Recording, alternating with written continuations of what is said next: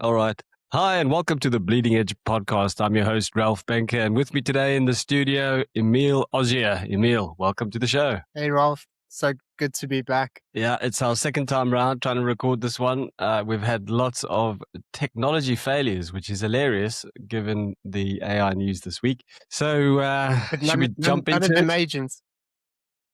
Well, we don't have enough agents. That's why it's going wrong. But in the news this week, it certainly feels like the moment that AI assistants and chat have officially tried to graduate to AI coworkers. Obviously, we had last week the news about Claude Opus 4.6 and OpenAI's GPT 5.3 codex. Both models are achieving amazing things. And I think one of the things that has happened is that we are seeing multi-agent workflows for the first time operating at scale. In addition to that, there's a lot of news about people using Maltbot, Claudebot in all its various flavors to automate a variety of tasks. And so all of this really feeds that idea that we now have very capable coworkers. If you're building software, the practical question isn't any longer, which model writes the better snippet. It's which system can actually run safe, auditable workflows. And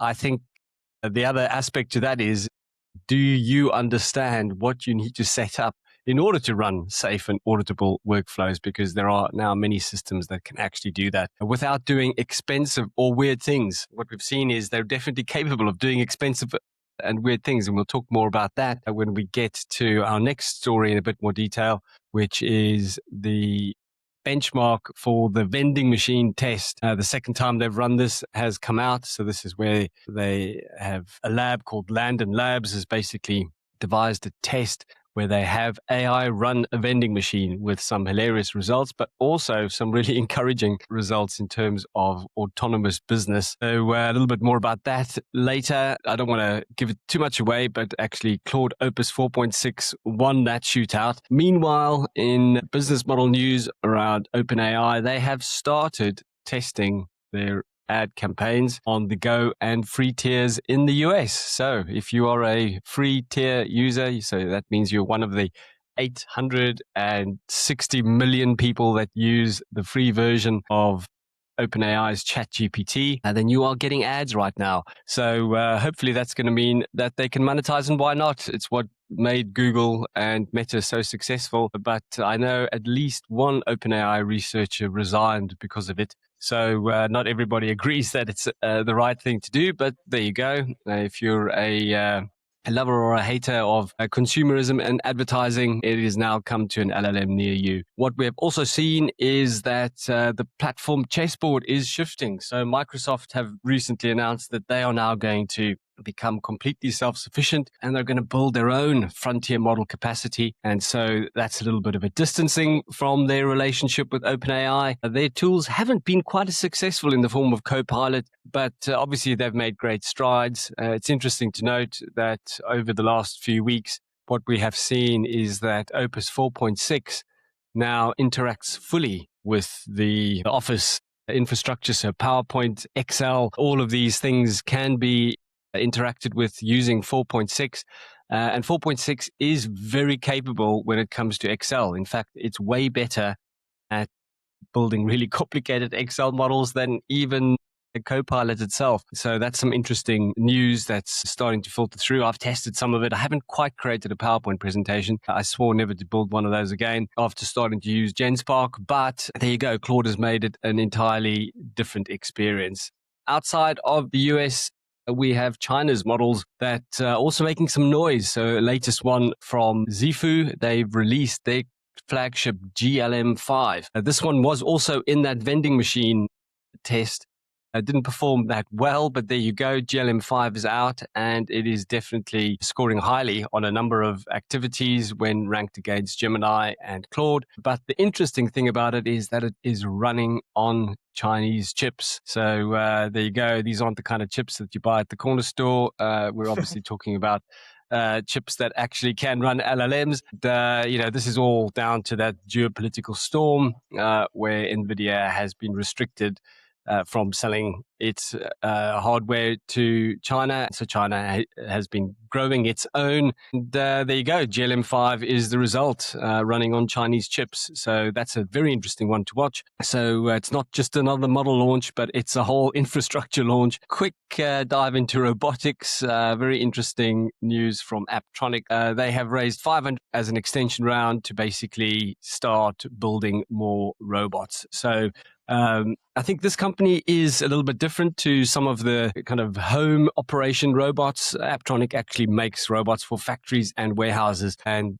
if you've seen any of the videos about Amazon warehouses, you'll see that they are full of robots. And so I think this is probably the most profitable use case for robots. So exciting to see that they are attracting such big investment. Mistral have announced a 1.2 billion investment in a Swedish data center. So obviously Mistral is like that sovereign European AI. It's set up running out of France, but they are also continuing to build their own infrastructure, which just kind of goes to show it's not just about the LLM. It is also about the infrastructure that it runs on, the chips that it runs on. All of that really becomes the product. So 1.2 billion investment with Eco Data Center.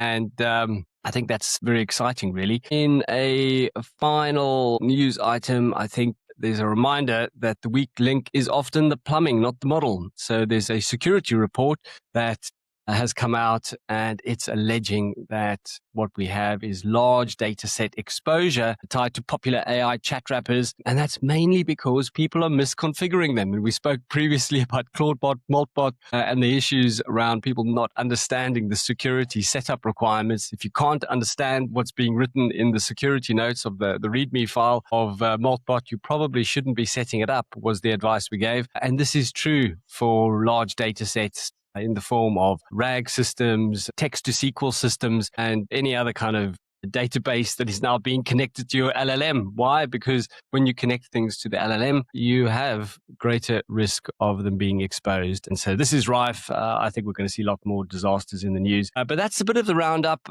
I think for today, I'm going to be diving into the vending machine benchmark because I think it's a fascinating story. I think it's the only story in town when it comes to evaluating how these LLMs actually perform. But I'm going to just pause there and see, Emil, what do you think of the news this week? Looking forward to hearing about the vending machine. I can't believe I somehow entirely missed that piece of news item, but covering the other items, just to keep our audience aware, because it is hard to keep track of all these changing names. It was Claudebot, moved to Maltbot, and I believe the latest change is now OpenClaw. So if you're hearing all these names, it's one and the same thing. So yeah, it's just helpful to keep track on things. And there certainly are security risks, as you outlined, Rolf. It's an important point. You do need to be careful. In addition to that, the many skill sets that they made available in the library, there have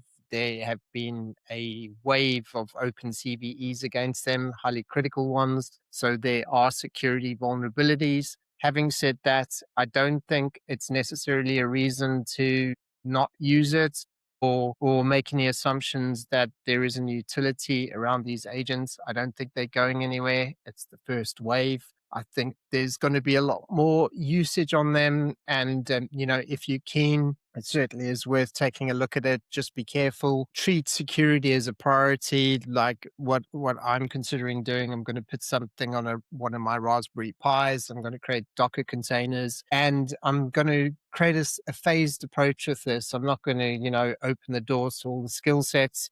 I'm not even going to use any of the skill sets. I'm just going to give it very basic responsibilities and build up from there. And I'm sure I know the team is working really hard on addressing those CVEs. So I'm sure in time the model's going to get a lot more secure. And regarding the Asian models, just also want to remind the audience that in addition to the one that Ralph called out, Kimi K2 is also getting a lot of good attention. It's apparently really good at multi-agent capability, and the score performance is coming close to, if not even matching that of OpenAI and Claude. It's not quite there, but given the huge price reduction cost in comparison token wise, which Rolf has called on previous podcasts. I think it's certainly worth looking at. Yeah, it has to be part of the mix. So this is actually one of the things that was called out in a wonderful article this week for agency owners. The author basically said, my token bill hit $50,000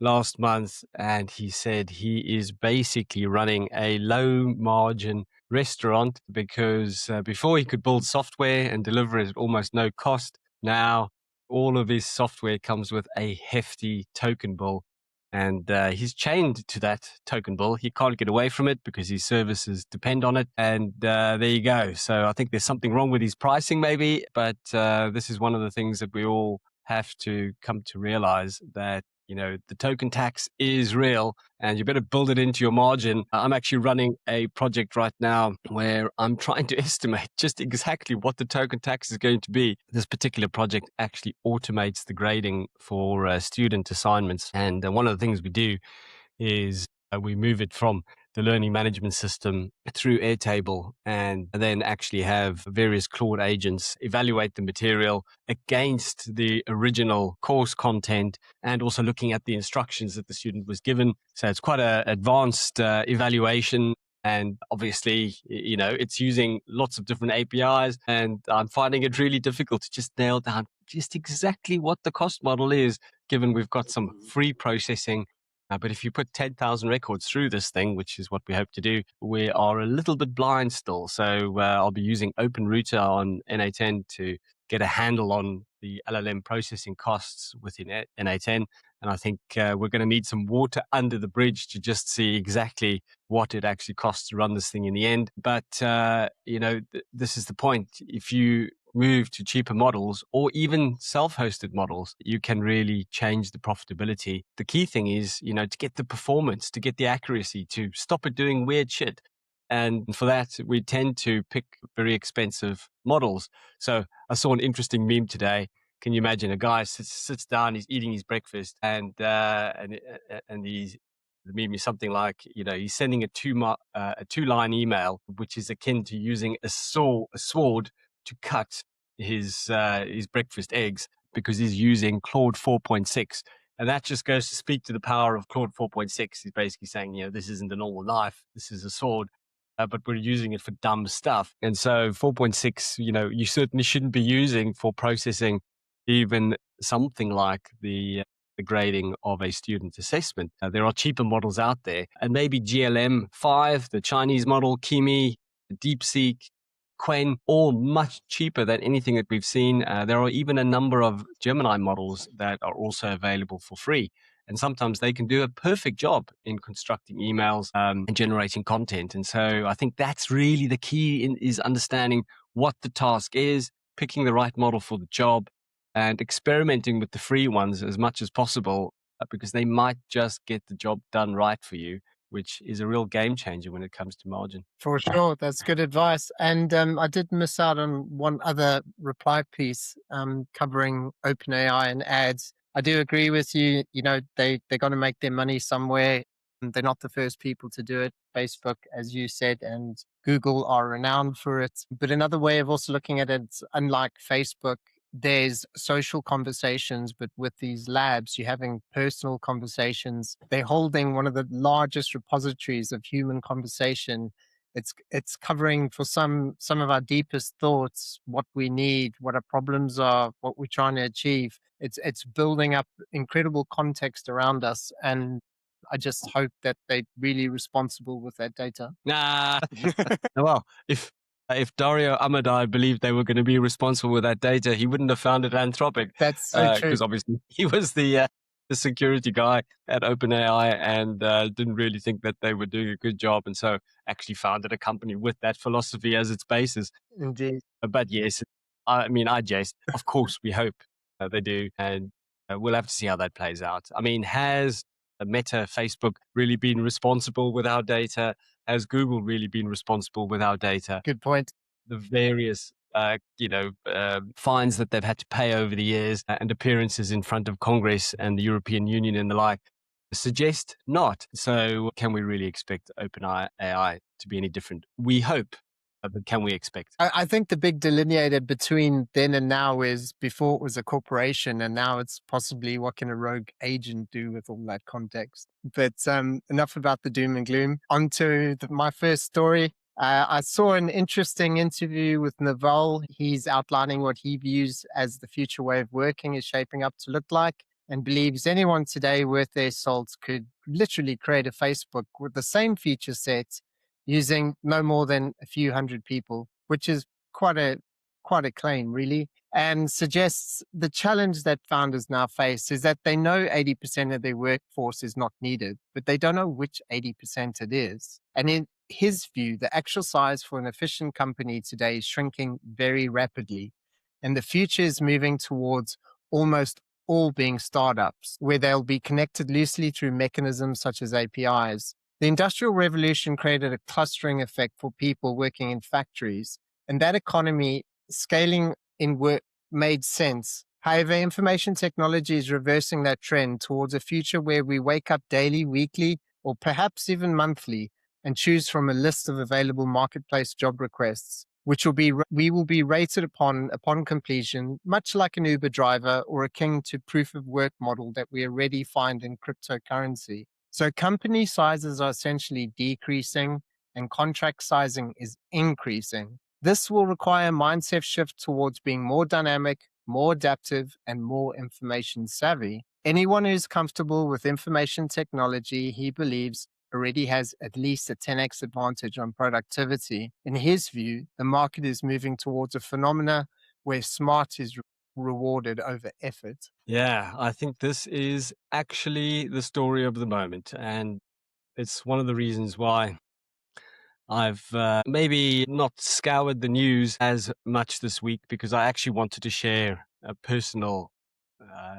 a personal story about my experience over the last week, which I think really speaks to what Naval has set out. So obviously Naval is a an angel investor. I'm not quite sure where he made his money. Maybe you've got a bit of background on him, Emil, that you want to share. Angel investing, he started that, made the bulk of his wealth there. Yeah, so he's a guy that's been around and been in the startup space. And over the last week, I have fully moved over to Claude Code and obviously their flagship Opus 4.6.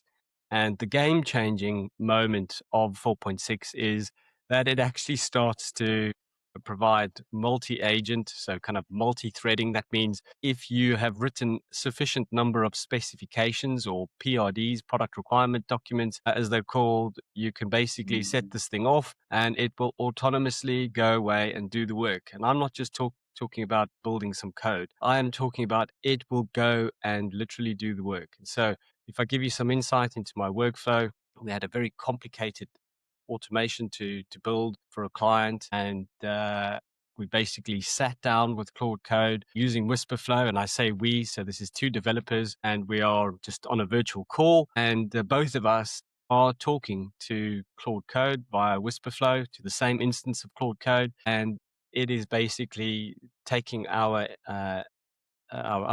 every contribution in the form of our words and it is turning it into a text instruction. We then run basically a slash command. A slash command is a way that you give Claude Code some instruction, and that could include basically pulling a structured skill. A skill will be, a complex activity that you wanted to perform based on a playbook, a framework, a certain process that you've set out.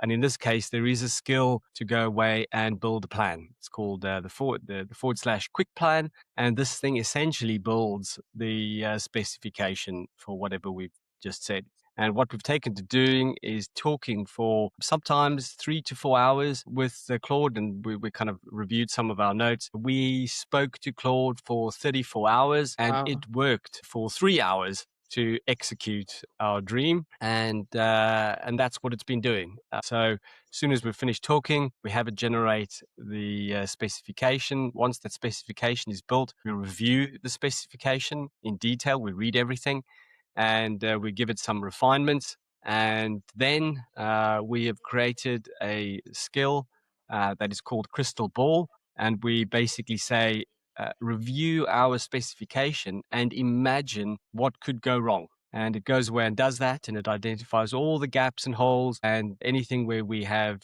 maybe contradicted ourselves, and it suggests fixes, which we then review and obviously agree, and it then goes about fixing it. Now, what I will say is that we have connected Claude code to everything. So we have an MCP for a variety of databases, including Airtable and Supabase. We have an MCP for N8N, which does the workflow automation. We have a CLI for GitHub. We have a CLI for Vercel, which is the hosting. But this means that we do not have to touch anything in terms of the database development, in terms of the automation inside N8N, in terms of committing the code to GitHub, in terms of committing the code to our production hosting. All of that is taken care of by Claude Code. And that is off our spoken word where we're having the conversation, and it's just capturing it and building it into a very coherent spec. It's testing our thinking. It's presenting certain breakpoints that we're then able to solve. We've got a self-healing skill in there that actually, again, as it encounters issues, it writes those issues to a central log, and it makes sure that those issues will never reoccur. So one of the things we have found is that we have reduced the errors by over 90% that used to plague um, our builds. So every time you ran something, a bunch of things would go wrong. And I think the cherry on the cake is that we are using something called OmniCortex. It's a system that we have designed. My code developer has actually built, and OmniCortex basically captures every single action and memory that we do. And one of the things that has plagued Claude Code, but certainly all of the models, is something called context memory. So at some point after a 3-hour conversation, it starts running low on context. We simply do a handoff to the memory. It clears the context window. We then start up again and do a slash pickup command where it reads those memories back in with a clear context window, and it carries on as if it never left off, because this was the big problem with the LLMs. Every time you open up the terminal, it's like you're starting from scratch. Well, this basically means you've now got persistent memory, and we're talking about persistent memory of every action, of every conversation, and every bit of work that Claude has actually done. So this is how I'm able to tell you that, we did 34 hours of planning and discussion and reviewing with Claude, and it did 3 hours of work. And in those 3 hours of work, it has literally written thousands of lines of code. It's built databases, it's built automations, it has stood up front ends, it has deployed that to production hosting, and it has tested absolutely everything. Now, what I will say is we have still found some gaps in certain places where our process didn't connect. And that was really down to the quality of just our thinking at the time as we were putting the solution together. And so we have had to go backwards and forwards with Claude Code. But, we have been building with technologies that neither of us have ever developed with. And if I give you a bit of a sense, we've been working with a learning management system, and a very old technology with learning management systems is something called SCORM, which is an interoperability framework that was written back in 2004. And it means that you can inject custom applications into any learning management system, and it will work because it uses this SCORM framework. Anyway, I've never built a SCORM app before. We stood up 10 of these SCORM apps in about a half an hour. And to give you a bit of an idea of what can a SCORM app do, one of the SCORM apps actually basically embeds an 11 Labs voice agent into a course, and it allows the voice agent to have a conversation with the student and ask them questions about what they've learned, and then actually assess how well they have answered those questions, and gives them a score basically on how well they've integrated that material, and then gives them some suggestions about where they might need to go and do a little bit more homework. And so this is designed, obviously, to in real time evaluate people's understanding of content so that it avoids them going away and writing an essay with ChatGPT and plagiarizing a bunch of content. So this is kind of real time interaction based on the material that you have just consumed. And it can then actually include that that conversation as part of your final mark. And that was a half an hour build. That was just a throwaway feature we thought we would test to see if it could do this. It absolutely built it. It absolutely deployed it. It connected 11 labs to this SCORM app. It connected the results of the conversation and the transcript to N8N, which is where it actually does the scoring of the quality of the answers, and it writes all of that to a database. We haven't touched a single line of code. We haven't touched a single database. We're just sitting there watching it execute, and it is absolutely incredible. And for me, this is the watershed moment where absolutely we are not talking about chatbots and LLMs doing cute things and creating funny little pictures of prime ministers wearing bikinis on on a pier somewhere. This is the real deal. This is Claude Code taking over work, and by all accounts, uh, you know, ChatGPT 5.3 Codex is capable of the same things. Anti-gravity, it also has this multi-agent capability. I've not been able to quite get them to run as effectively as I've seen with Claude Code. That is probably more down to me than it is to anti-gravity, but I've spent a lot of time with Claude Code, and I have a very, very capable development partner who, we've been blazing a trail with this. Remember, 4.6 has been out, what, maybe 7, 8, 9 days, and we're getting this level of performance out of it. Can you imagine what things are going to be like 100 days down the line? I'm totally gobsmacked. Wow, I just love that story. Your jaw must have been on the floor for a good part of that working time when you weren't speaking to Whisperflow. I can't wait to see the results and experiences for myself. That's truly a watershed moment. And I'm really glad to hear that you're using Whisperflow. It receives a lot of high praise. I know the likes of the people that work at Lovable and I don't know, I'm sure many other big companies, they all fully engaged with it. Yeah, it just seems to be on the top of the leaderboard for voice activated control software. I've got so many questions, Rolf, but I'm going to keep them limited. All that preparatory work, the 36 odd hours you used, is that all just preconditional, foundational work, not so much driving and steering it to do the actual active work?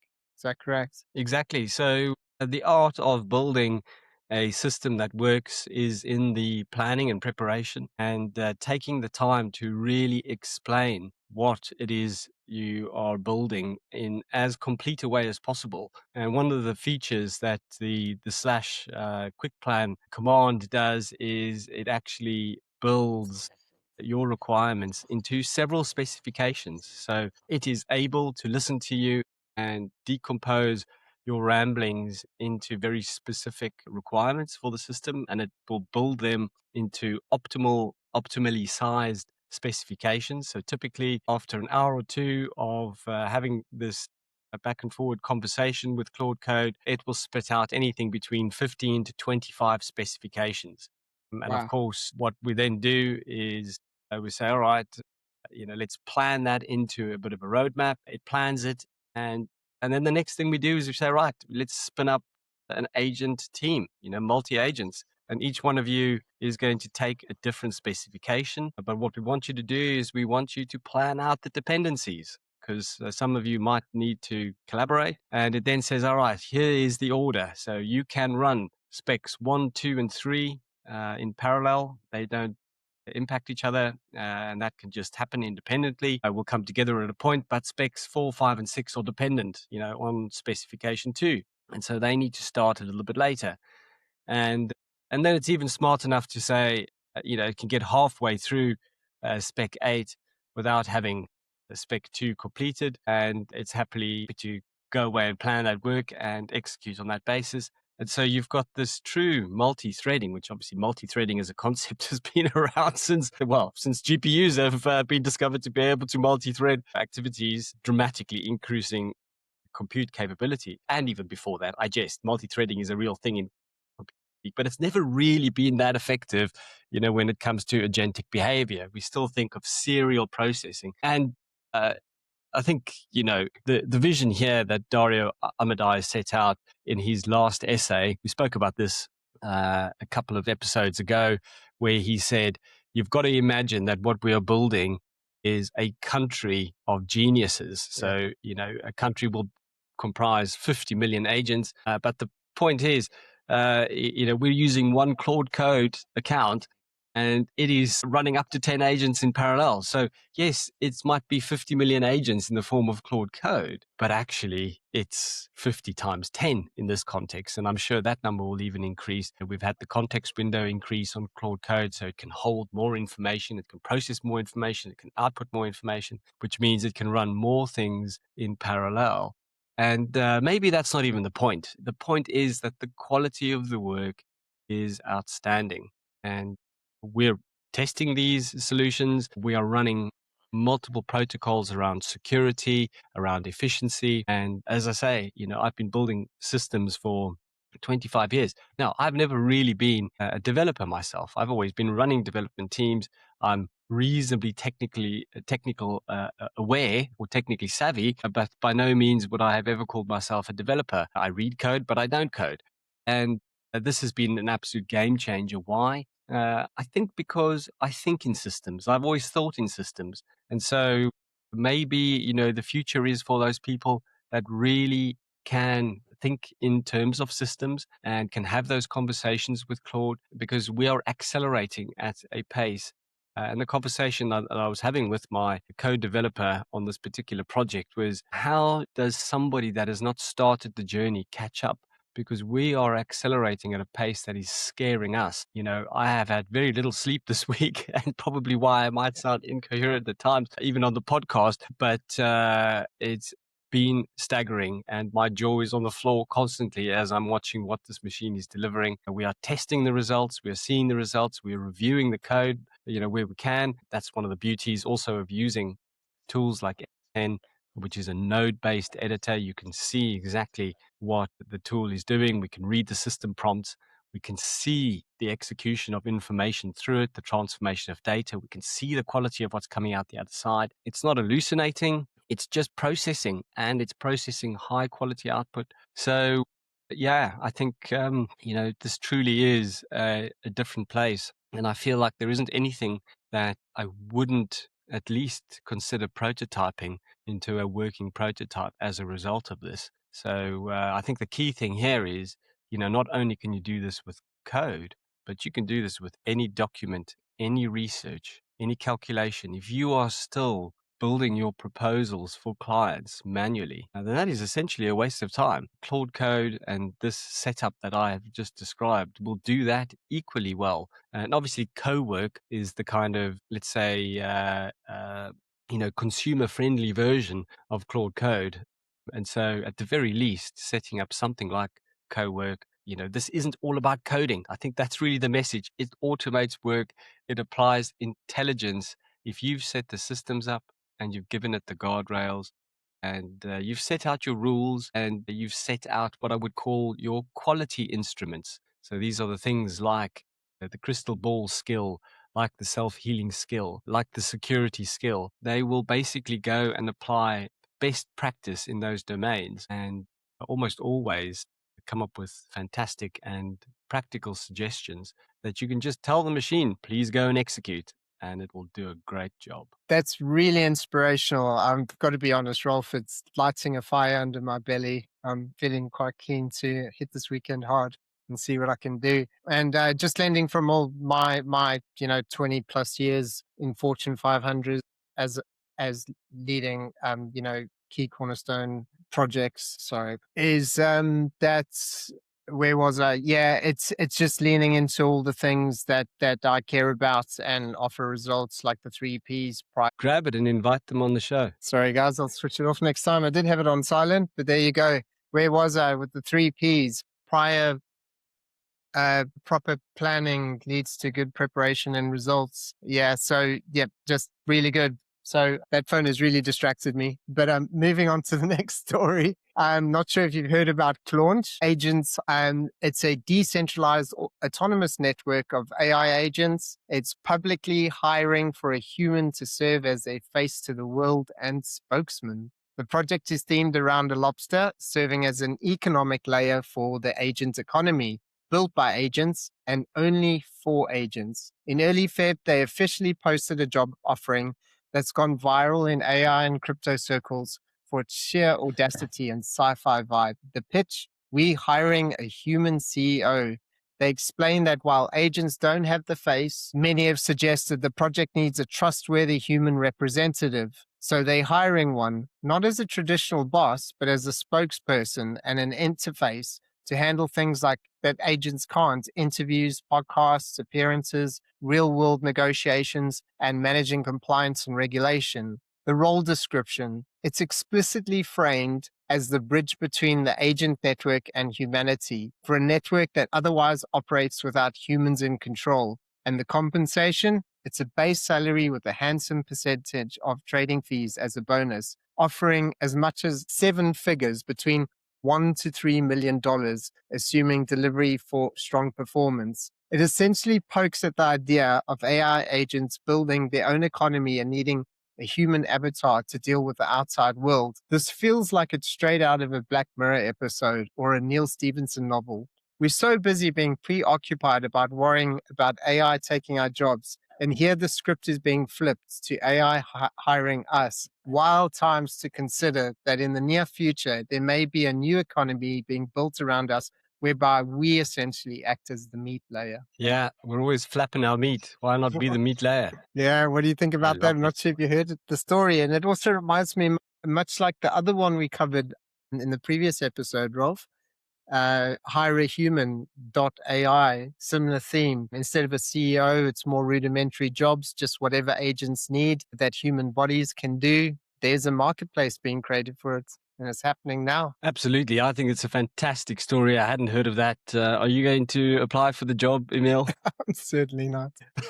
Well, I think it sounds really fascinating. I'm not quite sure, what the team spirit will be, given you're working with a bunch of agents, but I expect it to be very productive. And maybe that's a good kind of segue into this vending benchmark story. So let me share a little bit about this. So back in, I think, February 2025, so last year, just a year ago, Landon Labs actually ran this first experiment. And what they did was they gave Claude and, in fact, a bunch of other LLMs access to a vending machine, a real life vending machine. And they set it up with an email account so that it could email suppliers of products that it could sell in the vending machine. It gave it $500 in startup capital. And the instruction was simple: make as much money as you can. And the benchmark is simple. Essentially, the agent that makes the most money is the highest performing. Some really fascinating results. So, in that first experiment a year ago,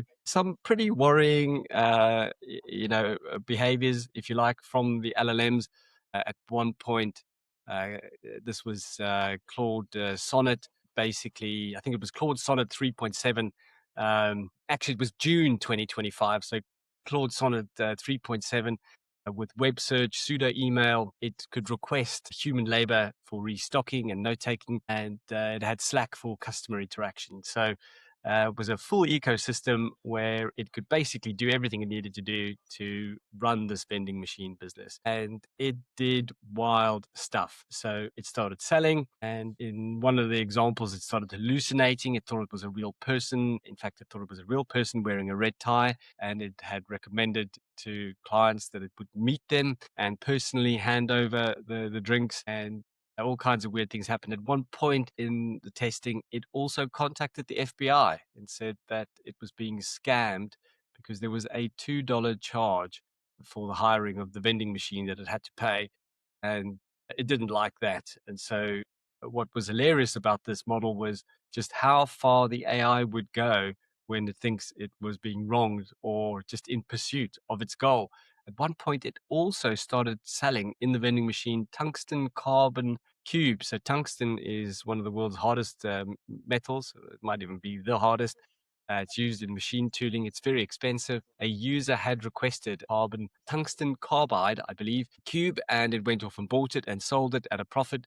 It was very proud. Nothing to do with water and crisps that you would normally get out of your vending machines, but there you go. Fast forward to today, where we have Claude 4.6 running, and an entirely different experience. Still with quite a few issues, I would say. But this vending bench 2 basically ushered in a new leaderboard. So we had Claude Opus 4.6 turning over $8,000, Gemini 3 Pro turned over $5,478.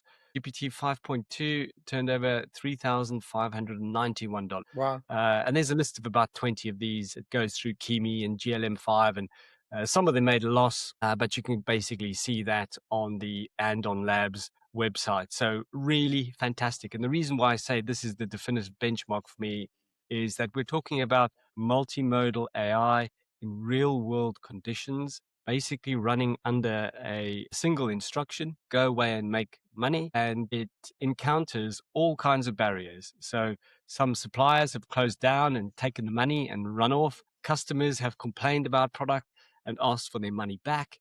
Obviously, the AI needs to deal with all of this. And so some of the things that happened in this round was a customer complained about a product, asked for their money back. Claude 4.6 initially agreed to give the money back and then kind of rethought the strategy and said, you know what, I'm not going to refund it. And it basically stopped refunding any customers that had asked for their money back because it knew that it was going to lose money if it did that. Hence, it made 8,000, over $8,000.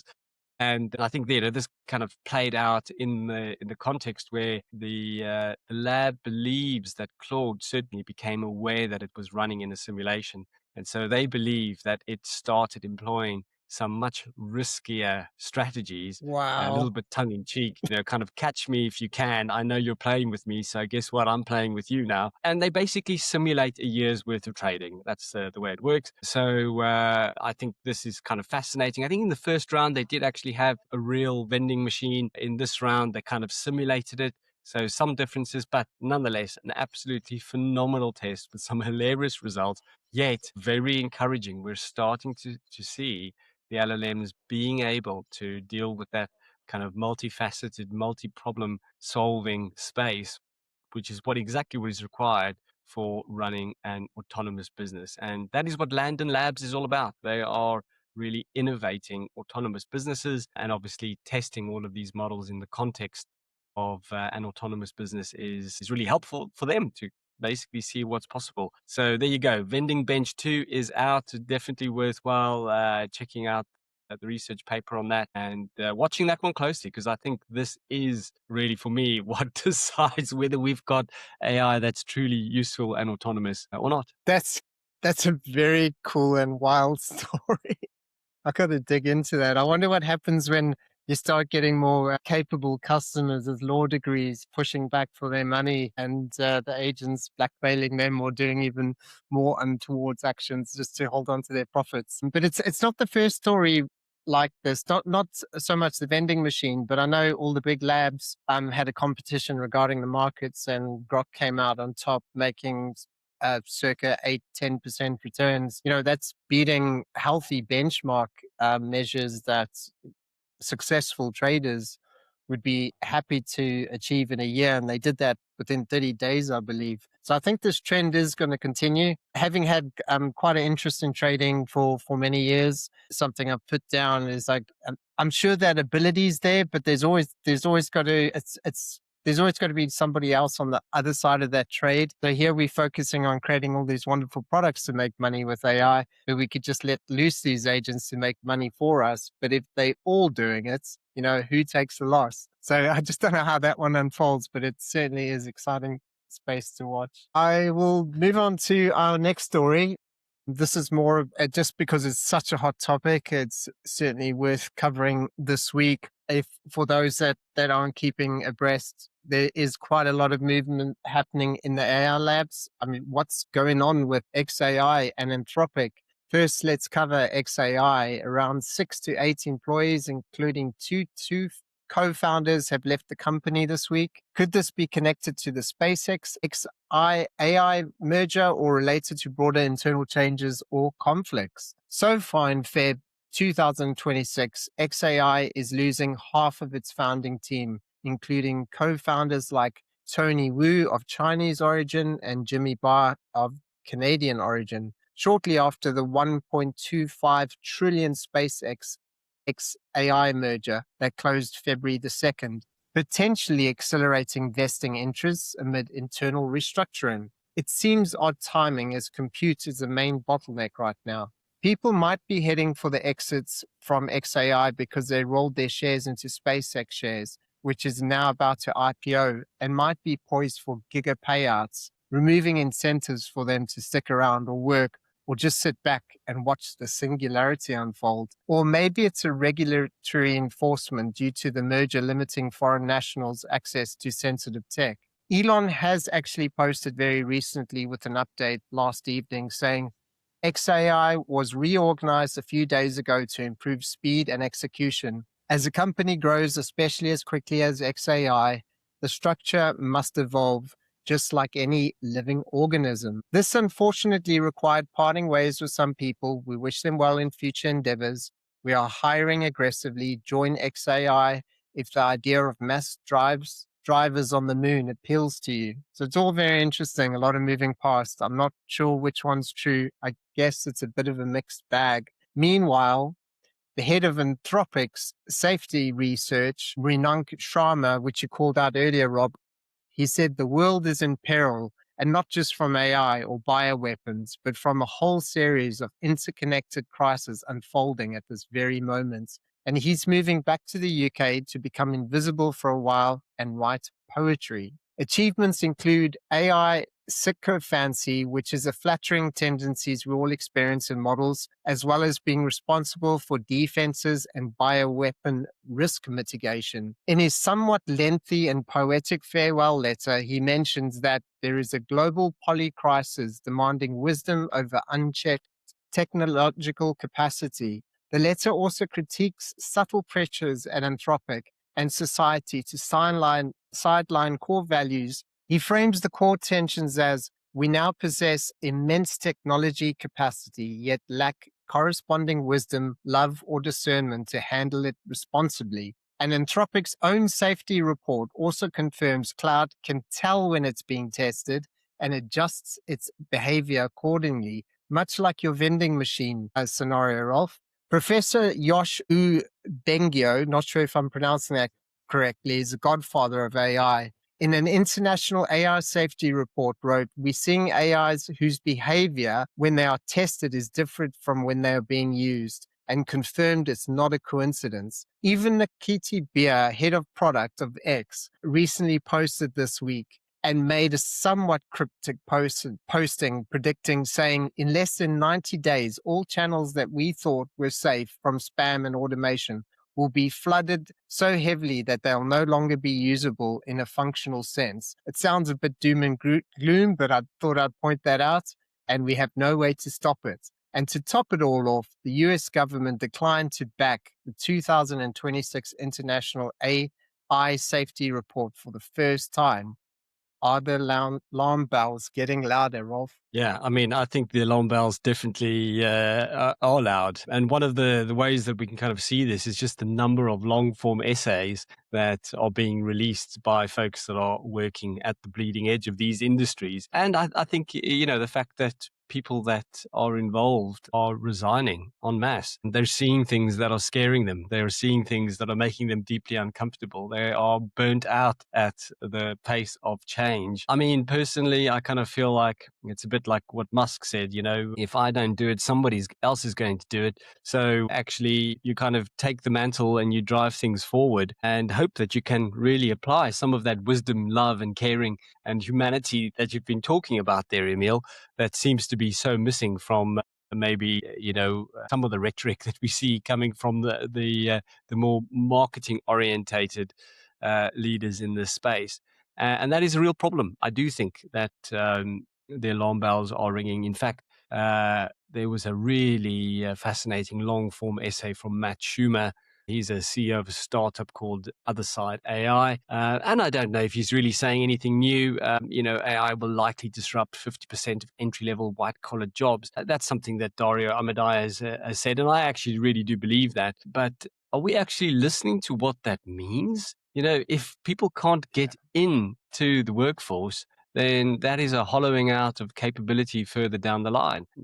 At some point, baby boomers might actually want to retire and really not work at all anymore. And so, who's going to be picking up the shovels in the future if they can't even get onto the job ladder? And based on what I've seen, I think this is a real prospect, but it goes way beyond entry level jobs. It's changing the very nature of how I'm doing my work, what it means to be a consultant, what it means to be a software developer, what it means to be a leader in an organization. And as you were saying, Naval, basically kind of calling out that the organizations of the future, well, they all look like startups and they're all kind of 15 people and they're running, multi-billion enterprises with those kind of numbers. So yeah, I don't know. And I do feel like we are certainly going to witness some significant disasters in our time just because we aren't that experienced yet in the question of alignment. So basically making sure that the instruction we have given the AI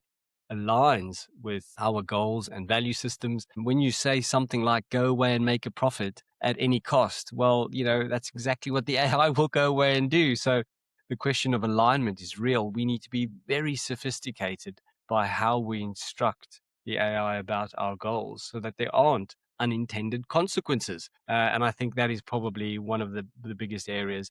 Bad actors, are obviously always there. Hackers and people that want to conduct terrorist activities, really incredible danger with the power and capability of AI at their fingertips. And, we'll have to deal with that. But I think the more immediate risk to most people is just that the nature of work is somehow changing. The nature of how we add value is somehow changing. Maybe we all just need to go sit on the beach and write poetry. But I think, we need to be in the fray to really lead this charge from the front. I think this isn't about being on the sidelines. This is about participating and really understanding what it means to build safe, scalable, reliable companies that are acting in the best interest of the planet and of humanity, and obviously the shareholders and people that are running the risk of those businesses. How we do that, I don't think any of us have a clue at the moment, but it's happening, and we need to be in it to really steer it and guide it and learn what it takes to be successful with this very new animal that we have somehow invented. And I just want to add a little bit of balance to these stories because they do have somewhat of a negative connotation to them. Google's parent company Alphabet is issuing a 100-year bond to fund AI infrastructure, which is essentially a century-long bet in AI. So let that sink in for a moment. They're so confident AI will print money in the next for them for the next 100 years that they're borrowing against it today. This reflects a rare long-term financing strategy for tech firms, signaling investors believe in Alphabet dominance in AI infrastructure over the next century. I'm just thinking if that's happening, if there's also so much concern that things are going to go wrong and they're planning 100 years in advance, hopefully that just tips the scale somewhat. Yeah, and of course, it's a bet that the story doesn't stop with large language models. What we know is, this transformer technology has definitely been optimized and improved, and we've kind of got maybe the type of results that people weren't fully expecting. Is behaving a little bit like a general intelligence, and I think a lot of people have called out that the future is not the LLM. The large language model is limited in what it can achieve, but Yeah. it probably will help us discover the next model. And that model probably will, in some form, be a hybrid of the new and what the LLMs have been able to support to date. So, Google kind of taking that 100-year bet doesn't surprise me. This has got a long way to run. If you like, the large language models are the first step on the rung of a very tall ladder. And so I think they are probably right. We have stumbled into a defining era of technology, and it's already delivering incredible value, even as a toddler. What if ChatGPT's been around since November 2022? Just a few short years, and the kind of progress that we've seen is absolutely staggering. Now these machines are building themselves. So we know Codex 5.3 just the same way as Claude Coworks, actually developed by the machine itself. So we're going to see a whole lot more of that. My experience is that it kind of doesn't just 10x the rate of change; it 100x is the rate of change, and that is a compounding numbers.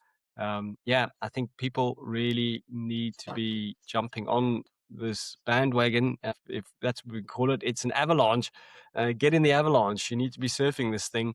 Because if you don't, I just don't know how you catch up because it's moving so fast, and the opportunity for really sophisticated execution really rests on your ability to understand what these technologies demand so that you can guide them and you can influence them, much in the way that I've described. These special slash commands and skills are called the crystal ball or self-healing. These are the ways that I'm personally trying to make sure that we get we can apply wisdom and love and care as much as I'm certainly able to inform the LLM at the time that I'm kind of writing these specs. But it is there, we're trying to do something good with it, and I think if other people approach it in that way, maybe the future really is bright.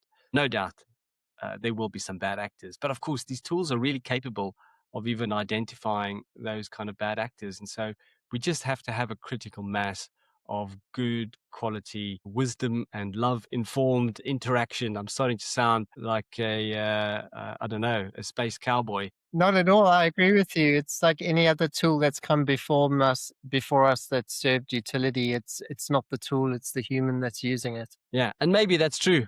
This is also the moment where I'm kind of not sure what's true for anything. I think I'm really just observing what's coming at us. I can't trust my own assessment of the situation. And this is what's incredible, about this particular news episode. I looked at the news and said, actually, the news story doesn't begin to describe the shift that has happened just in the last 2 weeks. And never mind what's actually happening in these frontier labs, what they're seeing. If their top researchers and leaders are resigning to go and write poetry, that kind of really smacks of people that have seen too much and burnt out, and they're a little bit terrified of what's coming. So But yeah. again, are they seeing the behavior of humans around the tool, what the tool is doing? I think it's most probably the former. But yeah, one to watch. Yeah, yeah, interesting. Thanks, Rolf. Well, I think that's a good wrap up for the show. So hopefully we've left you somewhat inspired. I think we will really have to think about how we address some of these capabilities and share what's the art of the possible and how you can get on the journey. But more of that next week. Emil, thank you for a great show. Thanks, Rolf. Look forward to We'll next week. see you on the edge. Adios.